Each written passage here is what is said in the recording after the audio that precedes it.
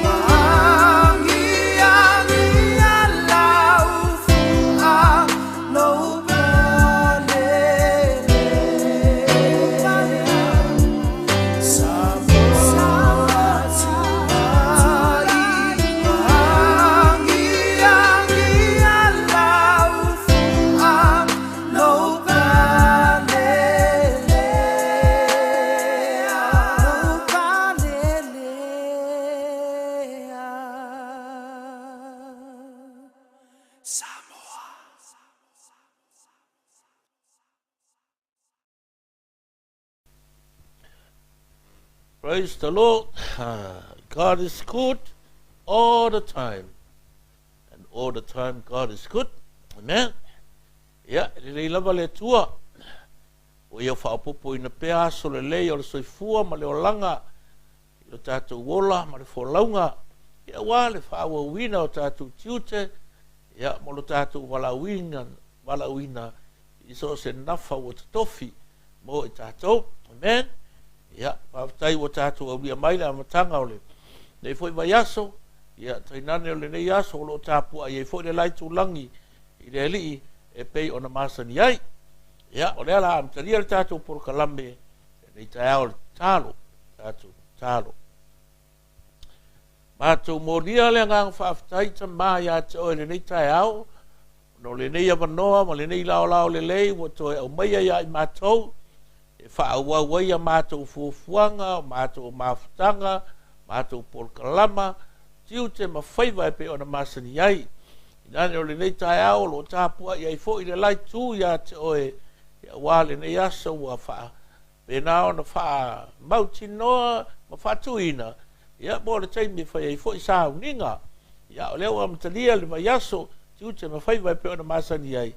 Mātou mori ai le anganga whaafitai, whaamanuina, ma vi i ai le sua whapele. O lo mātou wa li o Yesu Keriso. Ia, mātou wala au maranganga whaaloalo ngang pa ia, fio maia se ia whapa ia ma whamanuia, ia le nei foi por kalame, ia wā fo i le whauina o lau upu, ina ia lui tawina, ma whamaro sia le whatu atua o lau pa ia, ila mātou au nanga ma le mātou tau tua ia te oe, ia, tau sauina i mātou le toto, kama i māmoe whamole mole ngang pa ia, ina iei wai le nei aso, ai meise o le nei tai au ma le nei mafutanga, i le fia ma le sanga le mu, po i le vi inga ia te oe, o no lo swafa Yesu, amen.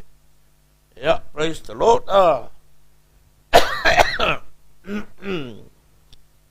Let's worship the Lord. A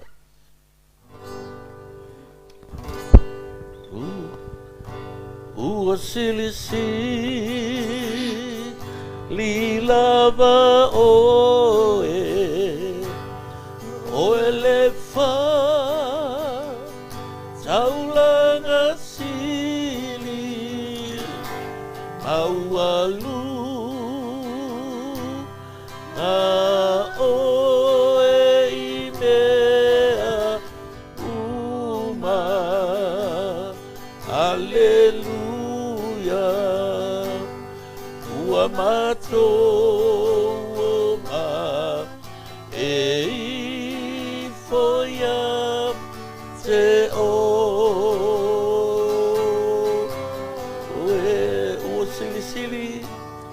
ua sili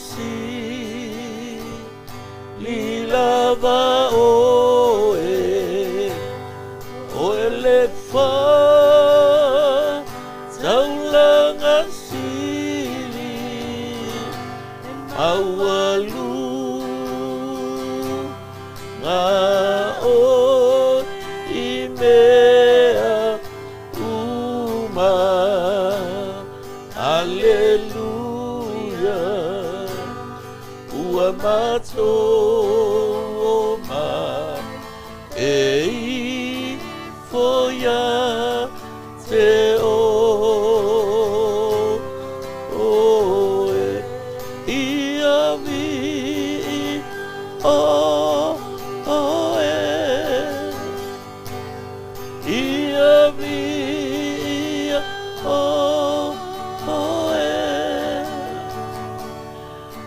ia vi o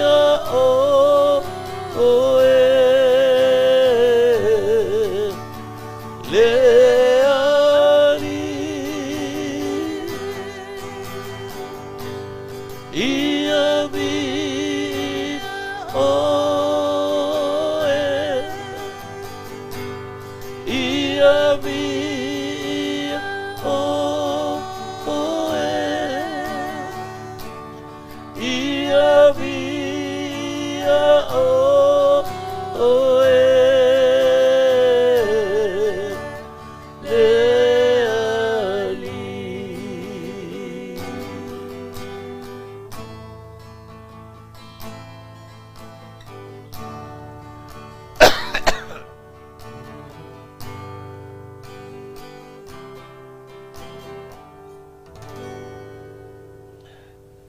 Amen. Praise the Lord. Ia. E siri ese. Maualunga. E loloto. E lautele. Le alofa. Le alofa tu noa. Maleanga le lei o le atua. I lana tau singa i lo tau soifua. Ia whapea fwoi mala mātou. Wala amen. Ia le ri. O le amatanga lara nei vai aso e i whasoa ati te oe whaua wina o le tātou o mata upu whaua ufoi lea wā tātou devotion.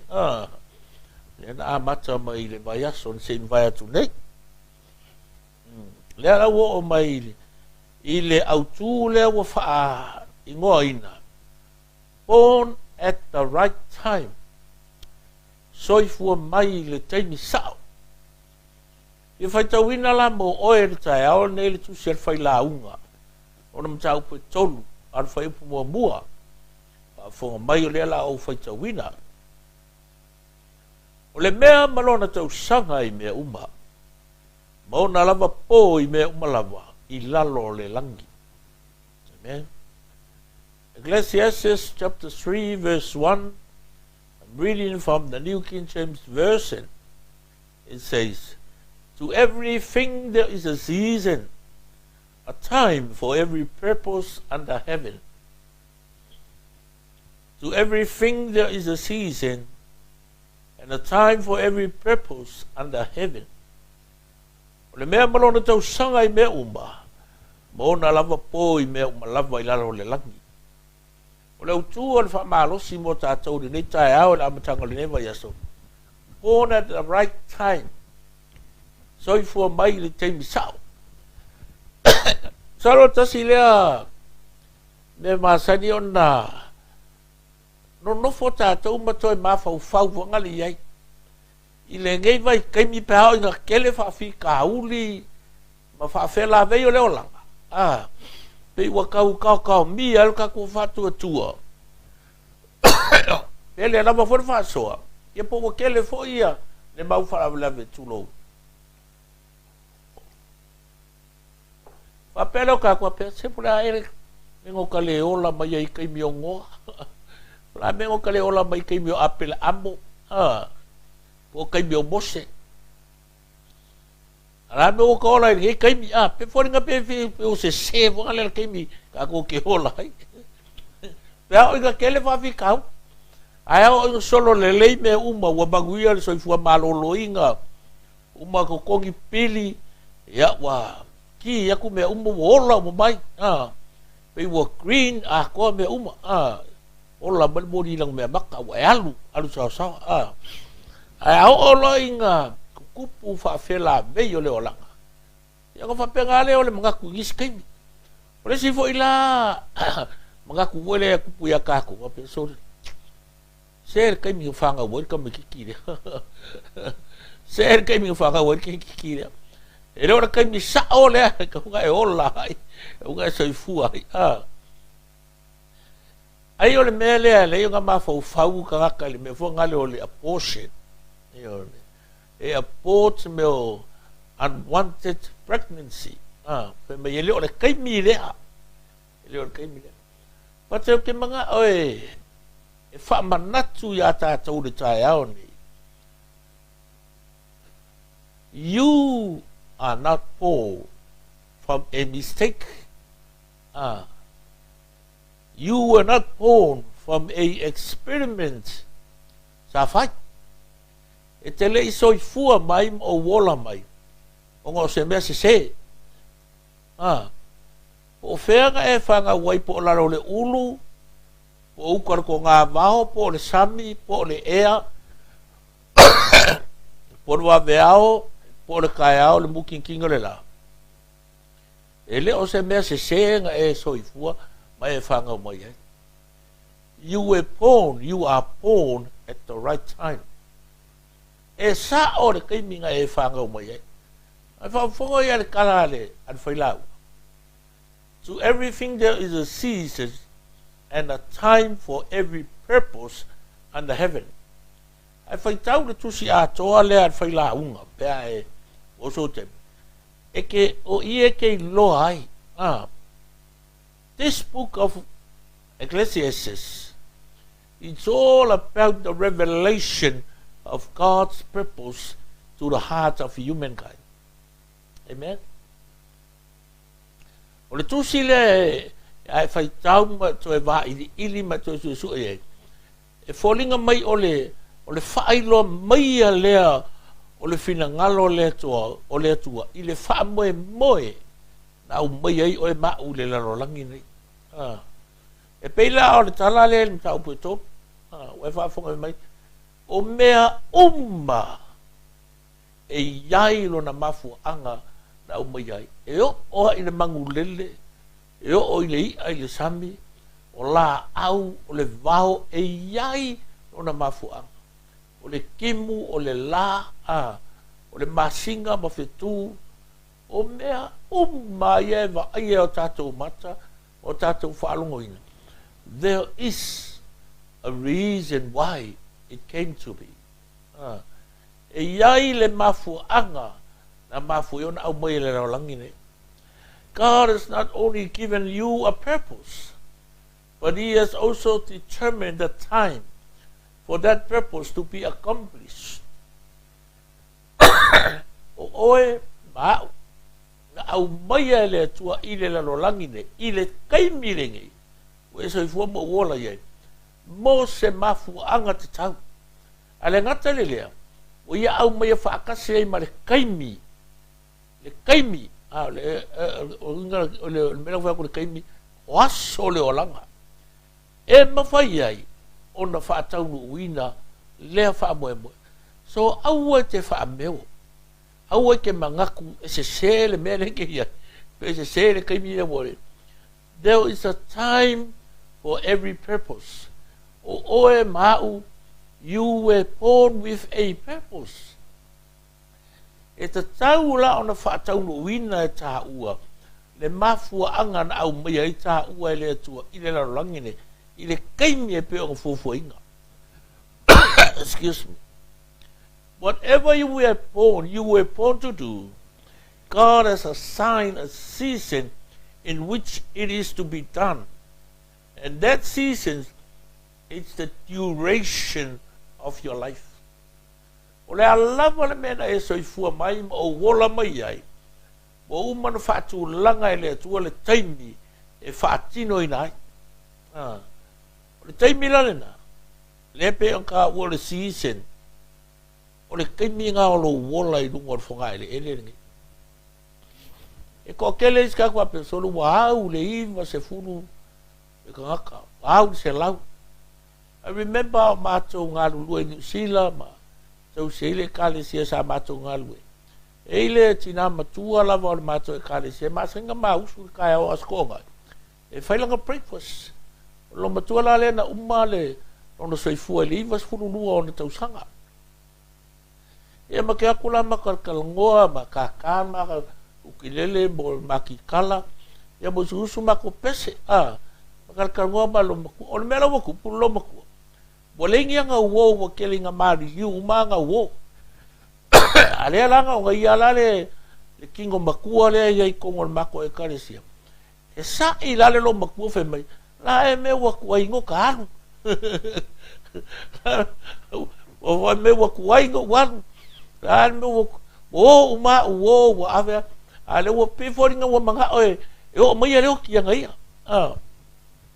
ia e fa pe ngale ile la ngongo ka ko isi kai ai ia mana tua tatu pe pu pe o miro wola o le me siringa kaua o le fa kaunga winga o le mafu anga e sawa e kanga kai e pu tau sanga maso la tu wolanga e woma wa fulfill la assignment e voi ga kai umili soifua ma le ola ma kele aso ka usanga au mai e ona e tau ona e va ai ma ko ki kilo aki o le ale nga ruenga le ele umalava nga fai so ele ka wala po le ale umi ke ola ai o la le pu ke ola ke so ale me siringa ka ua o lo i lo po fa ka o complete po fulfill the purpose nga isa wale o langa ni. You didn't just show up. Amen? Pengo fo yak. You are not born from a mistake. Yes, kanga kai. I remember kere ka ua kuale ngor ko inga fai evangalia ka ua kasi ka ua fai evangalia i Amerika. Nga whai langa testimony au whaalongolongo ai. Ilunga TPN yasola. O le TPN o le Trinity Broadcasting Network. Mahalo nga au mai e kangaka mai wa whangau le kangaka. Alaku le kia i le lapis. Ai savani yaku le aku le urungari para whanau kua kangi li kangaka le kamaikiki. Ai te osu akungo, so le o le pepe. O kurori mai aver whale mai. Pang mga olorungari e laki atop tinga. Whailonga ingoa, ma whai umameo. Ola le ia makausi whaonga wa makua le leia. It's one of the greatest evangelists le kaimiringi. Kau kia. Vai mai mea e ka koke whapea. Sorry. Wa mai si kingi, wa whangau si kingi. E rei whaiasonga a inga, ka mikiki lea mara. Le kelo gei kala e whai. Ai ke loe, po le ale me kupu ia ki oe. E once e pa i mai loa le li ia ki oe. Sui ako ale le atmosphere marisi si o manga ngai ke iai. O le winga la o le kala. E pe ia ngai fai kauna fai upo e lua o kusi lea. Fai upo e lua. O na po e whana wai, mauna po e o tiai. There is a time to be born. Awange i ngalo ia ke oe. O le kaimirigi. A whai ngai ke survive, ngai ke manguia po whea lava po Samoa, New Zealand, Australia, Amerika po whea lava le mele ke iai le lalo langini. Wherever you reside, there is a season and a reason. E iai le taimi, e iai ma le mafuanga na au mai ai oe le ali i le lalo langini. You are born at the right time. Amen? You were born at the right time to accomplish your vision during this generation. Amen?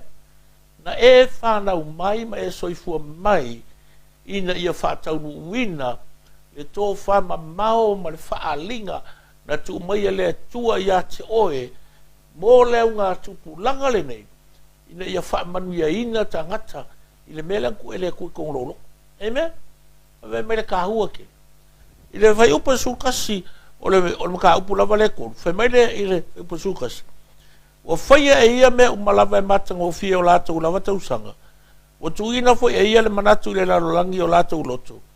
Ai le mai loa e le tangata le ngā ruanga ua whaia e le atua mai le amatanga e o le ngataanga. I have seen he has made everything beautiful in its time.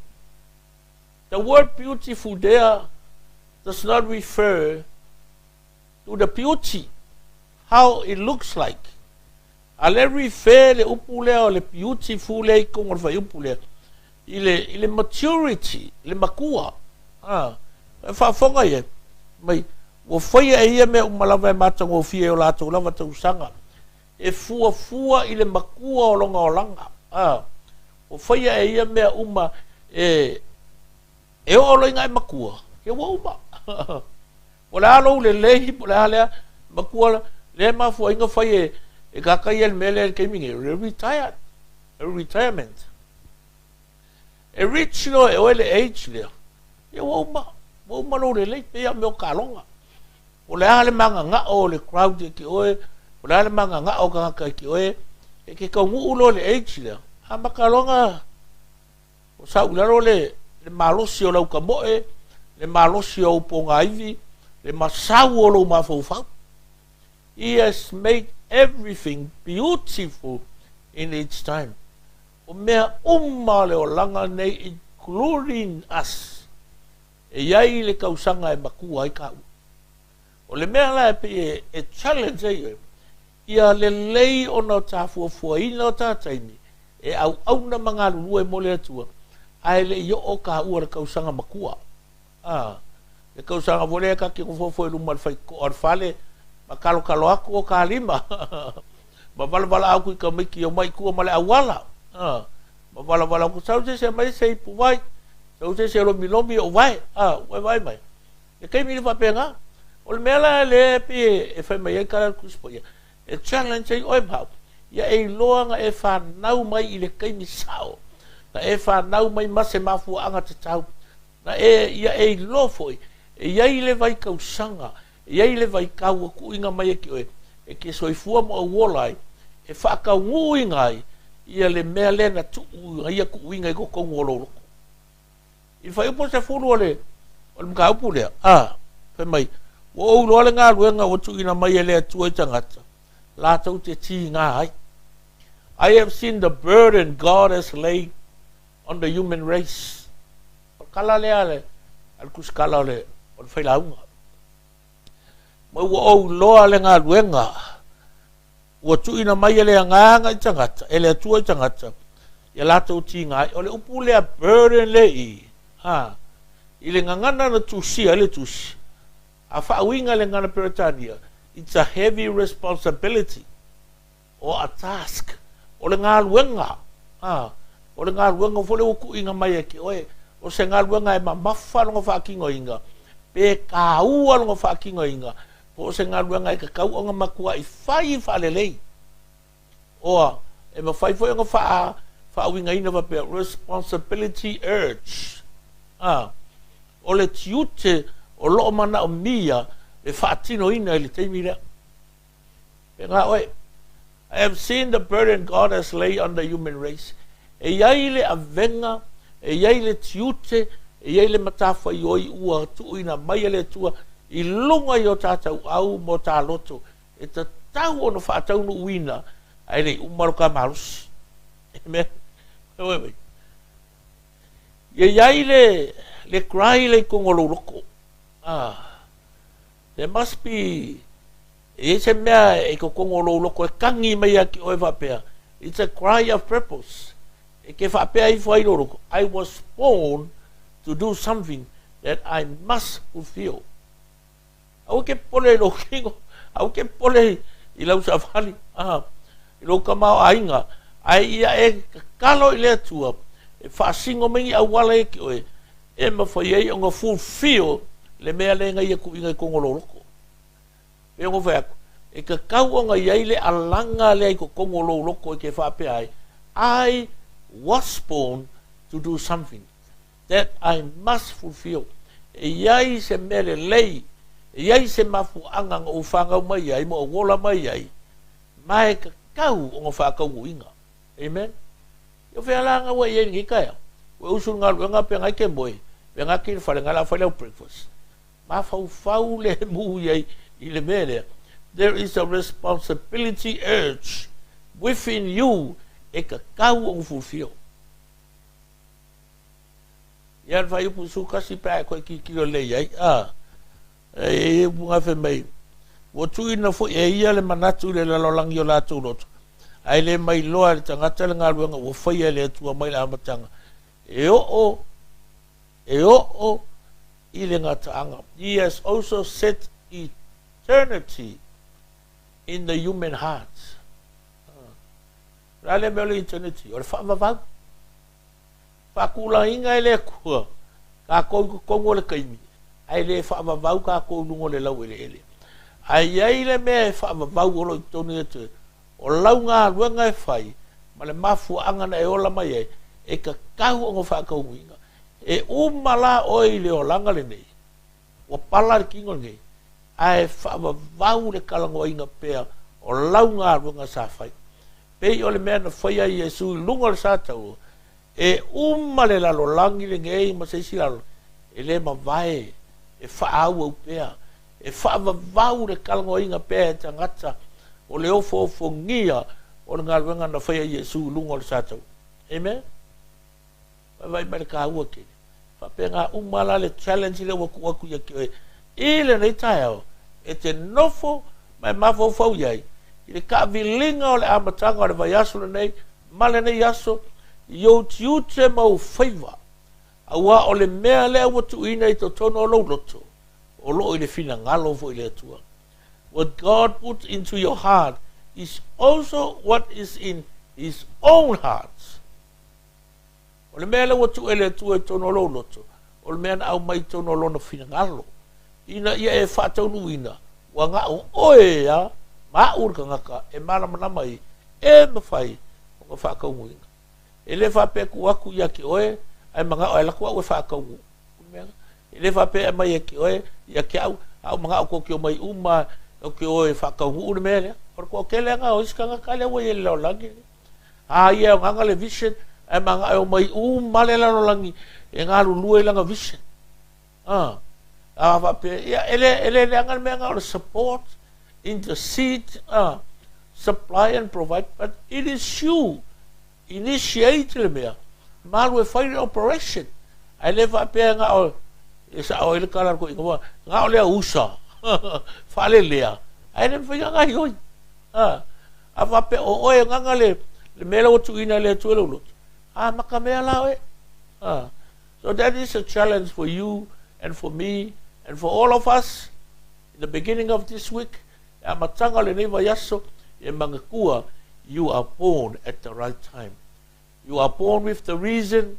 In this season, you need and we must fulfill it and accomplish for the glory of Jesus. Amen? Yeah, may the Lord bless your heart. Ta mafa after tele lava le nei tai au.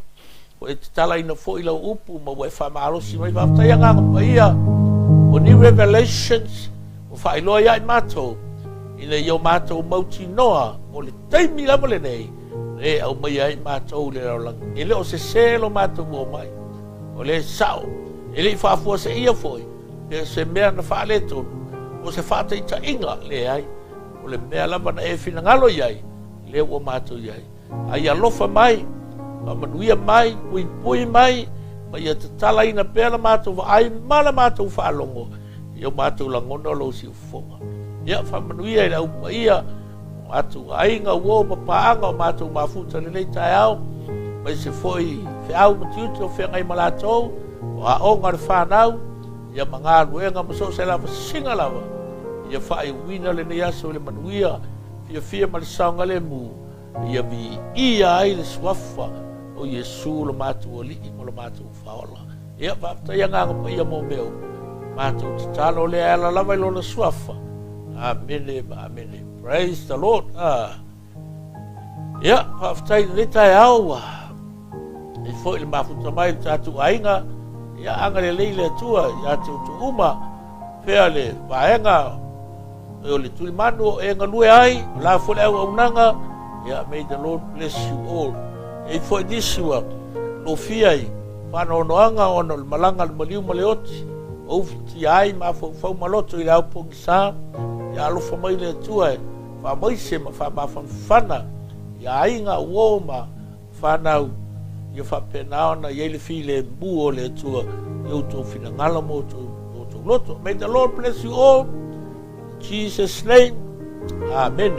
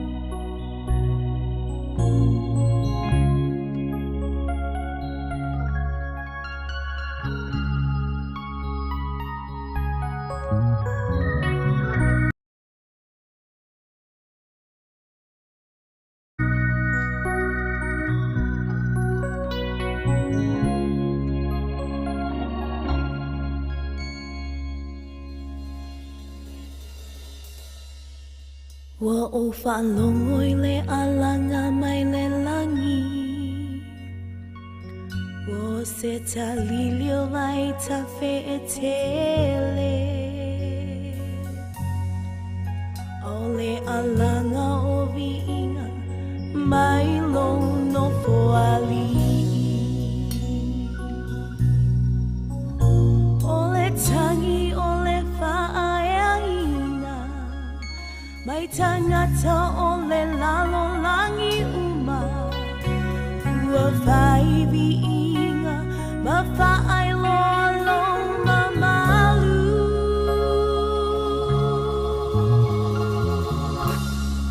Ma pepese ma malu ma malu ma malu Oye oma